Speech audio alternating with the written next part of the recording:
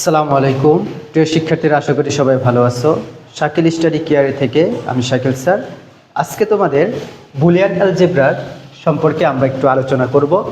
তাহলে Boolean algebra মূলত gate এবং যুক্তির বর্তনীর ব্যাখ্যার মাধ্যমে এই গণিতটা আবিষ্কৃত হয়েছে। তাহলে আমরা দেখি বুলিয়ান অ্যালজেব্রাটা সর্বপ্রথম কে ব্যবহার করে।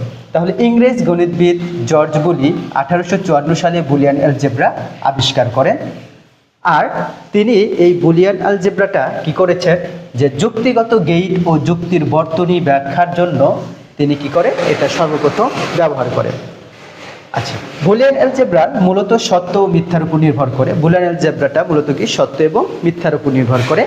আমরা জানি যে ই নট, অর্থাৎ যেটাকে নট বলা হয়, সেহেতু আমরা বুলিয়ান পূরকের ক্ষেত্রে নট চিহ্ন, এটাকে বলে পূরক চিহ্ন বা নট চিহ্ন, এটাকে আমরা এ নট অথবা এ নট একটাইভাবে দিয়ে দিতে পারি। আচ্ছা, পূরকের সূত্র তো মূলত তিনটা।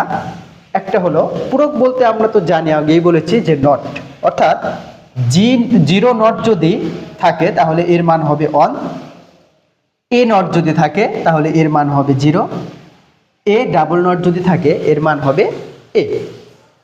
যদি আমরা গণিতের ক্ষেত্রে যদি করতে যাই তখন আমাদের মান আসবে, যখন এ ইকুয়াল টু 1 হবে তখন এ নটের মান হবে 1, আবার এ ইকুয়াল টু যদি 0 হয় তবে এ নট ইকুয়াল টুর মান হবে কি 0।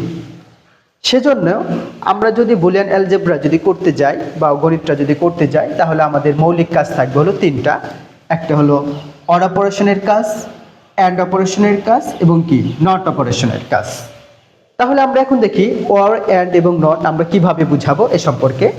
যেমন অরটা মূলত কি প্লাস চিহ্ন দ্বারা বোঝানো হয়, আর অ্যান্ড মূলত ইনটু দ্বারা বোঝানো হয়, আর নট মূলত বার দ্বারা বোঝানো হয়। অর্থাৎ অর অপারেশনের চিহ্ন হলো প্লাস, অর্থাৎ আমরা যদি লিখি এ অর বি তাহলে আমাদের অর অপারেশনটা হয়ে গেল।